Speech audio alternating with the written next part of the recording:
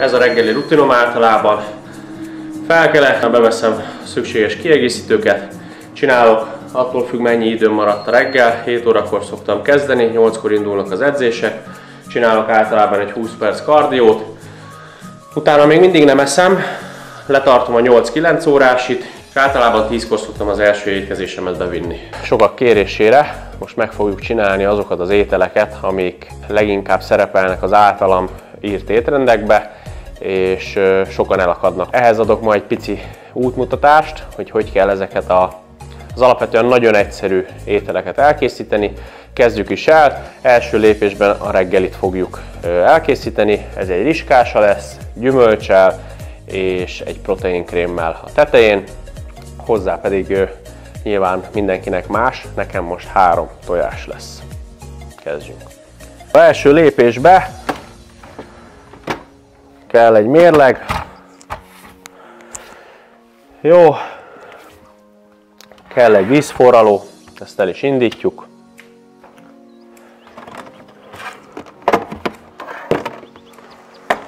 Ebbe szoktam kimérni. Ugye most egyébként a reggeli edzések után vagyunk. Mondtam, hogy 10 óra körül szoktam reggelizni. És ide kimérem, nekem most 100 g. Hát, ez kicsit több lett. Nem csinálunk belőle problémát. Várjál, de csak azért, hogy nem mondhassák, hogy nem vagyok pontos.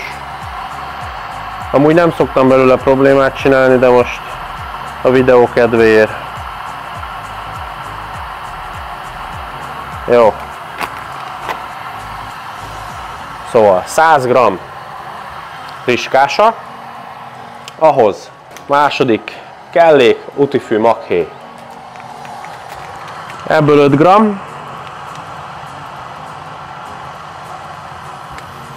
Jó. Az utifű maghéj az egy oldhatatlan rost. Az a lényege, hogy ilyen béltisztítási funkciót végez. Ezt jól összekeverjük rizskásával. És nagyon fontos, hogy 4-szeres mennyiségű vizet öntünk rá, tehát 400 ml-t.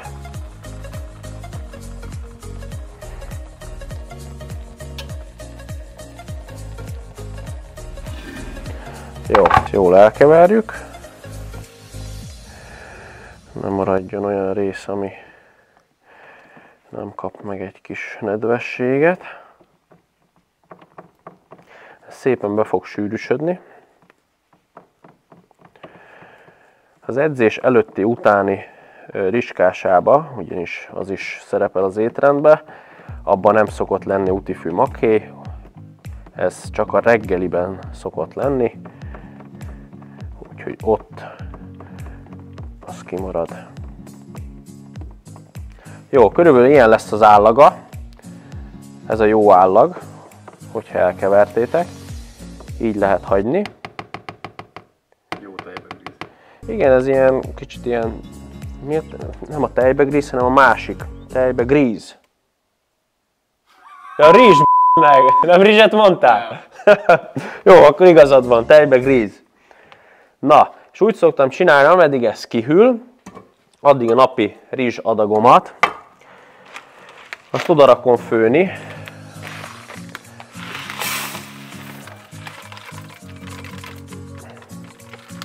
Ez most fél kiló rizs. Ma nagy izomcsoportos edzés lesz, hátedzésnél, illetve lábedzésnél magas szénhidrátbevitel van. Ilyenkor hát pihenő időszakban is figyelek rá, hogy azért nagyjából tartsam ezeket a változó szénhidrátbeviteleket, így izomcsoportoknak megfelelően. Ez most jelenleg úgy néz ki, hogy a nagy izomcsoportoknál, mint a húzónap, illetve a láb, ennél a kettőnél szoktam magasabb szénhidráton lenni. Ez körülbelül ilyen, hát ilyen 600 g szénhidrátot jelent. Amikor nyomónapon van, ugye mellvált triceps, akkor van egy 400-as napom, illetve a válkarnapnál, mert úgy edzem, hogy húzó, toló, pihenő, láb és válkar. Ugye ebbe a váltásba edzem. És a toló, illetve a válkarnál van a 400-as nap, amikor pedig pihenő nap van, akkor csak 200 g. Szóval így szoktam ingázni szénhidrátbevitellel. A rist jól átmossuk.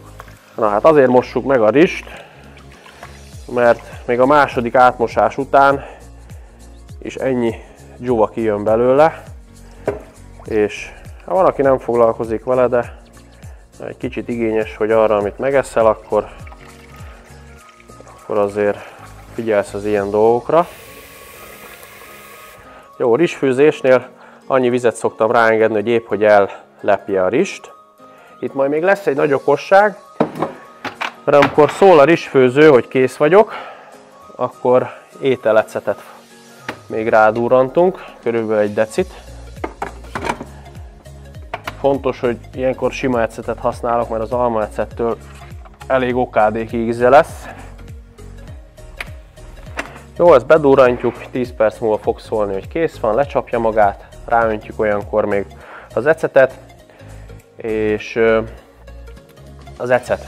Miért kell az ecet?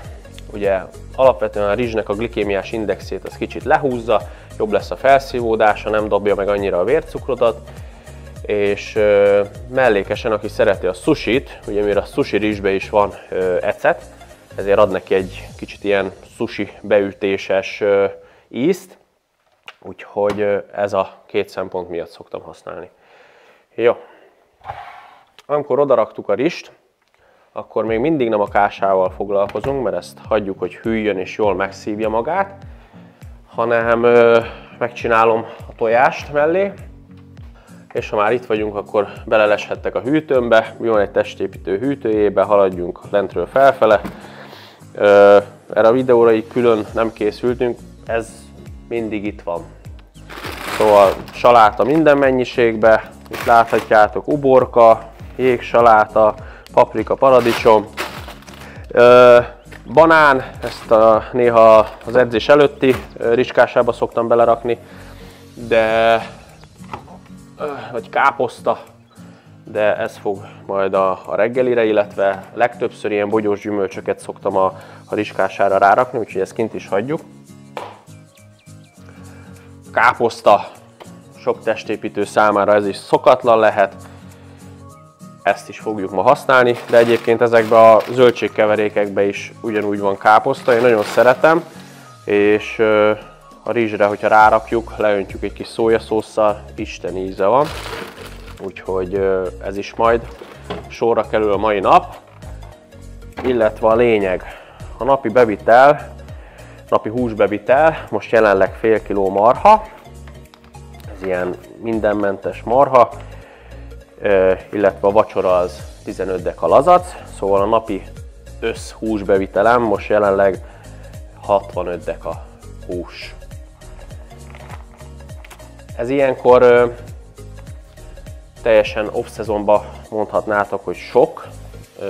Én már túl vagyok azon az időszakon, tartottam 1-2 hónapot, amikor nagyon leredukáltam a húsbevitelemet, direkt azért, hogy pihentessem a gyomromat.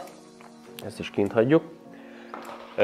És akkor azt csináltam, hogy minden étkezéshez, ami nyilván a főétkezések voltak, ahhoz csak 50 g húst tettem, szóval naponta 20 deka hús volt egy ilyen 1,5-2 hónapon keresztül. Nagyon nehezemre esett, de néha ezzel kapcsolatban is kell egy kis pihenőt tartani. Jó, mi van még egy testépítő hűtőjében, ami nagyon nagy okosság, azok szerintem ezek a savanyúságok, kovászos uborka, ecetes karfiol, csípős paprika, a cékla. Ugye ezek, amiket a boltban megvesztek, már ott is egyre több, egyre gyakoribb az, hogy nincs benne cukor, ezt is édesítőszerrel csinálják. Kimegyek a helyi piacra, ott megveszem, és hibátlan.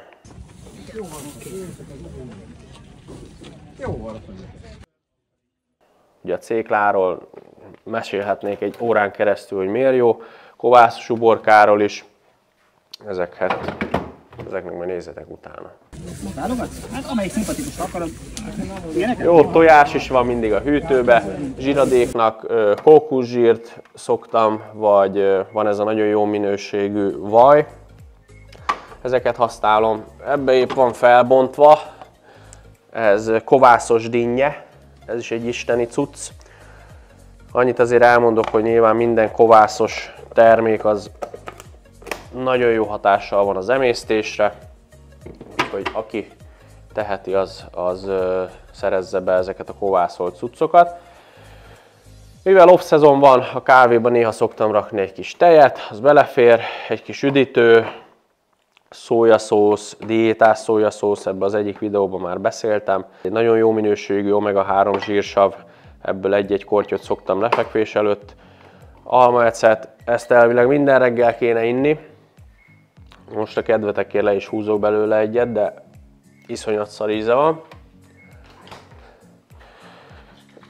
Az almaecet ivásnak is megvan a maga kis rituáléja. Ma olyan rég ittam, hogy nem is találom a feles poharamat hozzá. Úgyhogy marad a kávés pohár.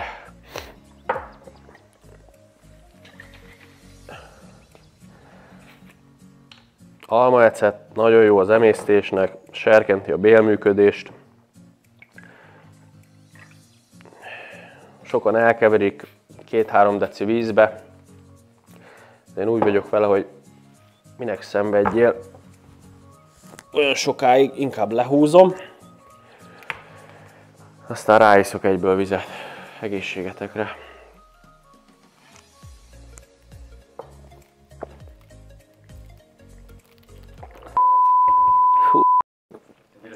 Fú. Iszol egyet? Fú. Nagyon szar. De azért igyátok meg, jó egészségügyi szempontból nagyon jó. Nem kell. Náluk most hosszában láttam. Na, szóval. A reggelink másik összetevője lesz a tojás. Sokan azt hinnék, hogy egy testépítő tonna számra eszi a tojásokat. Ez így is van. Csak nem most, meg nem a reggelinél, mert amikor nem készülök versenyre, akkor naponta kemény 2-3 darab tojást eszem. Ennél nincs is többre szükség. És ilyenkor nem sajnálom a zsírt sem. Ugye ez kókuszsír, ebből mehet nyugodtan. Jó. Amikor versenyre készülök és a diéta utolsó szakasza van, akkor van, hogy a sovány hal mellett tojásfehérjéből fedezem a fehérjebevitelem nagy részét, akkor nem ritka, hogy 50-60 tojásfehérje is lecsúszik egy nap. Mondhatni gyakori, de olyan is volt, hogy csak tojásfehérjéből vittem be a fehérjebevitelem. Hát szerintem mondhatni az egész fehérjebevitelem abból vittem be, és akkor volt a rekordom 110 tojásfehérje egy nap. Csak akkor besokalt a szervezet, és nálam ez úgy jelentkezett, hogy elkezdett korpásodni a hajam a sok tojástól. Tojásból is csak házi. Hát sajnos nekem nincs sírkém, de az egyik edzettem az hozza ide nekem. Hát 10 éve még volt sírkém. Ha nem a teremprojekt lenne az első, akkor valószínűleg tanyát nyitnék, mert hozzám közel állnak az ilyen állatos dolgok. Egy mutáns. Jó, hát a hűtőből akkor nagyjából mindent megmutattunk. Nagyjából.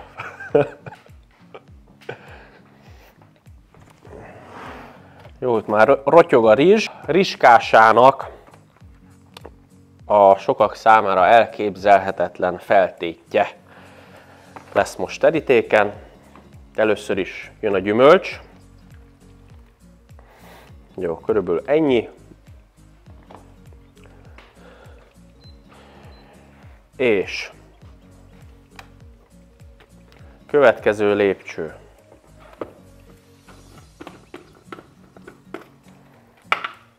Veszünk egy bögrét.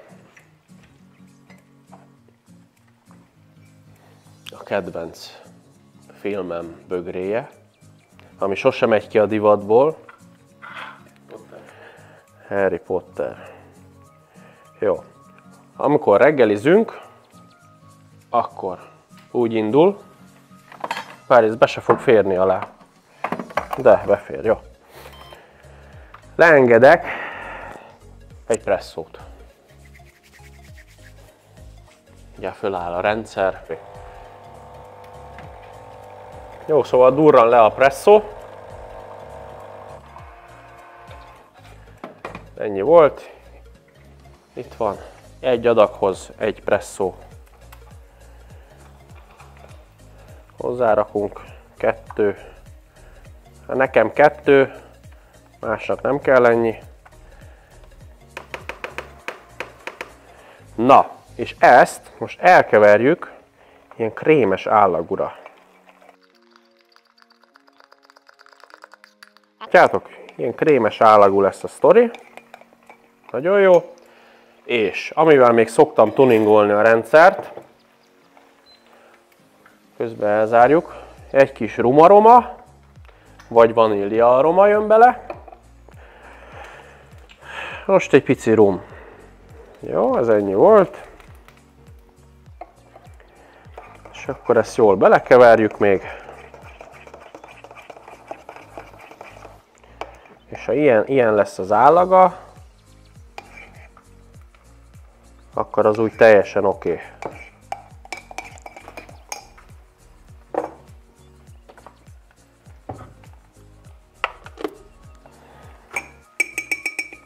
Na, és nagyon egyszerűen fogjuk, és leöntjük vele.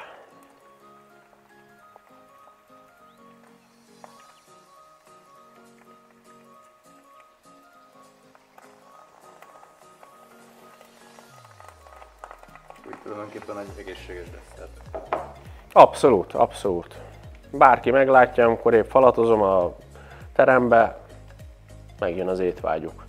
Úgyhogy ez az egyik állomása a reggelimnek, ő pedig a másik. Teljes értékű reggeli megvolt. Én úgy szoktam csinálni, hogy ameddig még itt a tojás sül, bár már csak párolódik, amikor elzárom, akkor rárakom, hogy azért még a sárgája az nyers maradjon.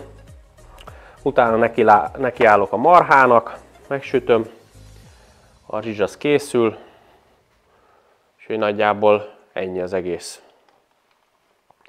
Jó, ilyenkor rizsfőző, amikor szólt, ledobja magát sárgába, hogy már csak párolódik.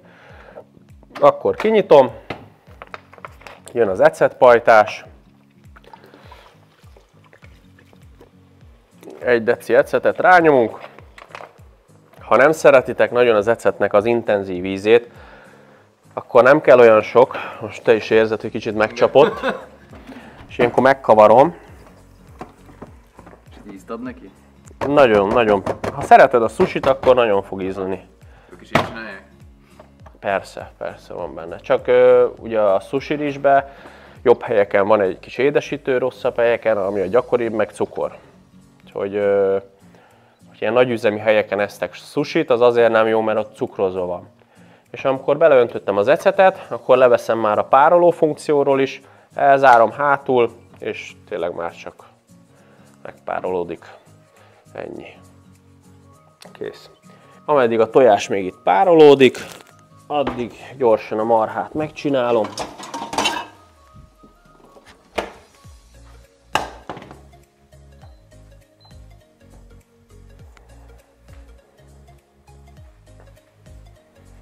Ez megy vissza a hűtőbe. Na, amikor ilyen a sárgája, hogy még enyhén lágy, akkor elzárunk mindent, levesszük a fedőt, és picit hagyjuk kihűlni, aztán indul a reggeli. Jó, és csak azért, hogy ne az egyszerűbb verziót lássátok, mert sokszor leegyszerűsítem az én életemet és azzal, hogy megveszem az ilyen zöldségkeverékeket, amit láthatottok is a hűtőbe. Most azt a verziót mutatom meg, hogy én hogy szoktam összerakni a saját kis zöldségmixemet. Paradicsom, uborka, káposzta. Ezeket szoktam rárakni a rizsre, húsra. Ez a bevált kis mix.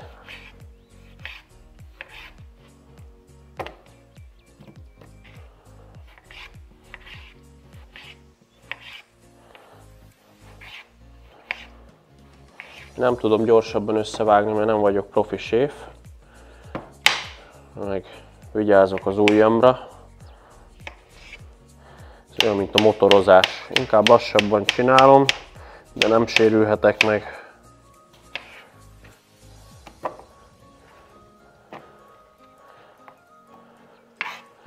Meg hát aki profi, az így is profi.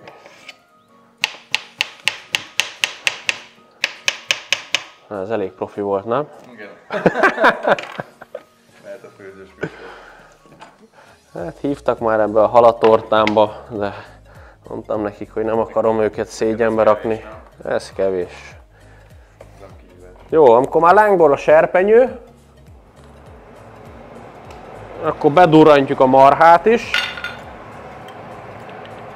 Ilyenkor nem sporolok a kókuszsírra, van egyébként sprém is, de mehet ilyenkor egy kis plusz zsiradék. Napközben vagy marhát, vagy szárnyast, vagy halat, vagy valami sovány halat szoktam. Nyilván a marha a legteljesebb értékűbb.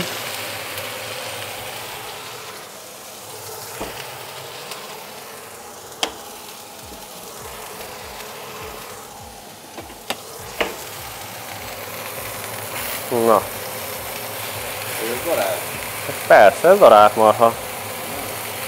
Na, fejtegetted, hogy milyen izé? Milyen? Úgy egyben volt. Ja. Szép nagyon. Hát, ja. Jó minőségű. Onnan van. Ezt nem mondhatom meg. Én próbáltam összeszedni minden forrásból a legjobb termékeket, és azokat adom a vendégeinknek, illetve nyilván a külsős vásárlóknak is a legjobb árakon. Nyilván a húsoknál nem a legolcsóbb, árérték arányban a legjobb minőség. Szóval amíg megveszed a boltba, mennyi most egy kiló csirke a boltba? Csirkemell? Aha. Ja, úgyhogy azt szerintem elég korrekt. Most legutóbb, amikor néztem, akkor 2000 körül volt a sima csirkemell. És azzal, hogy most ilyen 400-500 forinttal drágább a tényleg jó minőségű sárga csirke, azt szerintem egy korrekt ár.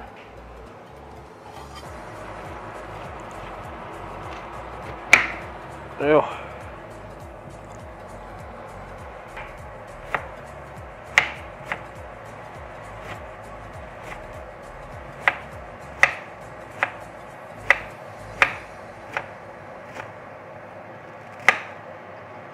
Azért se vágom el az ujjam.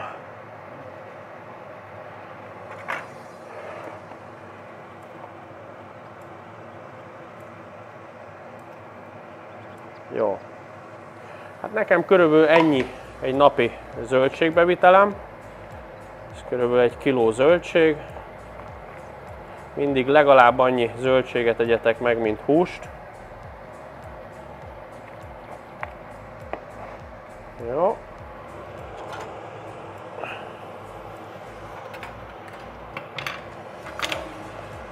Oké. Ezt ide rakom, már a tojáshoz is szoktam csipegetni.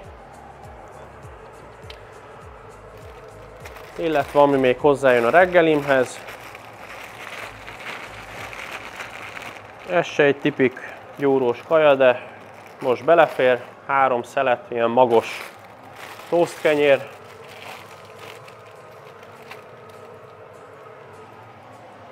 Ezt mindjárt viszem pirítani. Csak a darált húsra még ebből rárakok.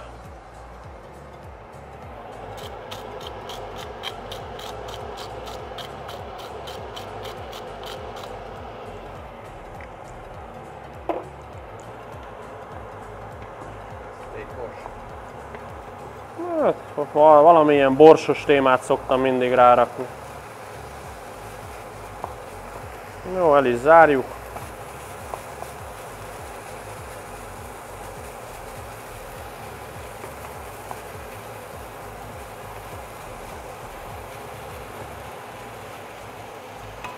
Oké, ez fél kiló hús, ezt 3 részletbe fogom megenni a nap során. Ezt pedig visszük ki pirítani. És ehhez már kell a spré. Na, úgyhogy amit láthatatok, amit megcsináltam, nem egy nagy sztori, mindennel együtt meg vagyunk egy 20 perc alatt. Ezt a marhát azzal a mennyiségű rizssel 3 részletben fogom megenni a nap során. Itt a reggelim, edzés előtt van egy kásám, edzés után van egy kásám, illetve van lefekvés előtt egy lazacom zöldséggel. Tök egyszerű megcsinálni mindent. Ha bármilyen receptre még kíváncsiak vagytok, hogy mit, hogy kéne megcsinálni, írjátok meg kommentben, és megpróbálom azt is videó formájában megörökíteni. Amúgy nekem ami szembe tűnt, ugye az, hogy azt mondod, hogy ugye 20 perc, 25 percet meg lehet csinálni napi étkezést bárkinek megfőzni. Hogy például, hogyha én is otthon nekiállok, akkor azért az nekem is azért egy jó 3-4 óra. De amit én látok itt az az, hogy ugye megvannak a folyamataid, és tehát nincs olyan, hogy csak egy kajával foglalkozol, hanem berakod mondjuk a rizst, addig nekiállsz a többinek, vagy megcsináltad a rizskását, utána egyből ugye csinálod a következőt, tehát több folyamatot csinálsz, hogy gondolom itt is az a lényeg, hogy a rutin kialakuljon, nem? Hát igen, ugye a videóban láthattátok is, hogy azzal kezdem, hogy leforrázom ugye a rizskását, összerakom a rizskását, hogy az a 10-15, maximum, nagyon maximum 20 perc, mire én itt végzek az egész napos étel elkészítésével, az pont kihűl, és én addig tudok haladni minden mással. Elindítom a rizskását, utána általában megmosom a nap hátralevő részére való rizsadagomat, elindítom a főzését, utána elkezdem megsütni a húst, elkezdem a tojást is megsütni, ameddig sülnek a húsok vagy a tojás, addig összevágom a napi zöldséget. Szóval nincsenek ilyen kiaknázatlan idők, és mindent felhasználunk úgy, hogy ameddig az egyikre várni kéne, addig mással tudjak haladni. Szóval mindenkinek valami kis rendszert kellene ebbe rakni, hogy saját magának is időt spóroljon ezzel. És hát láthatjátok, nagyon maximum 20 perc alatt elkészíthető ugyebár a napi kaja. És én úgy gondolom, hogy egy nagyon jó minőségű és tényleg gusztusos kaja. Ezek számomra mind olyan kaják, amik nem csak olyanok, hogy hú, most le kell gyűrnöm, hanem én élvezem minden egyes étkezésemet. Úgyhogy igen, hát egy rendszer kell, aki ebből a videóból le tudja úgymond lopni az én rendszeremet, az már jóval előrébb van. Akkor a másik dolog, amit még így érdemes kialakítani, az, hogy ugye az alapanyagokat honnan szerzed be. Most nyilván itt tőled lehet tök jó minőséget egy helyen. Igen, akinek útba esek, jó itt. Az edzetjeimnek nagyon egyszerű dolga van, nyilván csak lejönnek edzeni és innen viszik, előre szólnak, hogy ez kell. Úgyhogy nekik ez egyszerű, de úgy gondolom, hogy bárhol laktok, össze lehet rakni egy olyan rendszert, hogy tudjad, hogy mi honnan jöjjön. Meg hát internetről gyakorlatilag mindent meg tudsz már vásárolni. Amikor ezt kell leginkább kialakítani, hogy ebbe egy rendszert, hogy honnan vásárolsz, a másik meg ugye a konyhában egy rendszert, hogy főzöl. Igen. Mert tényleg én is érzem egyébként, hogy amikor megveszem például a bolti csirkét, én szerintem... Hát például én rosszul vagyok. Én ott például bemegyek és holdfehér a hús. Még a marhát megeszem és érzem, hogy tölt, erőt ad, vagy akár a sárga csirkét, amit idehoznak házhoz, és fölszívódik, és jó a gyomromnak, addig a bolti az egyszerűen ég és föld ehhez képest. Úgyhogy ne csak azt nézzétek, hogy hú, az 200 forinttal olcsóbb, és akkor megveszem azt. Hogy megveszel a boltba mondjuk 1 kg csirkét, amiből nem szívódik föl, csak teszem a 100 g, megveszed a jó minőségűt 1 kilót, abból meg fölszívódik minden. És akkor melyikkel jöttél ki jobban? Hát nyilván jó minőséggel. Ez ugyanaz, mint a tápkiegeknél. Van egy rakás szar tápkieg, amire nincs szükséged, tök fölösleges, inkább vedd meg azt az 1-2 tápkieget, most a kezdők esetében gondolok itt egy normális multivitaminra és egy fehérjeporra. Másra nem nagyon van szükség. Minek? És akkor abból is a jobb minőségű. És igen, a jobb minőségű. Jaj. Jó étvágyat! Kösz. Gesundheit.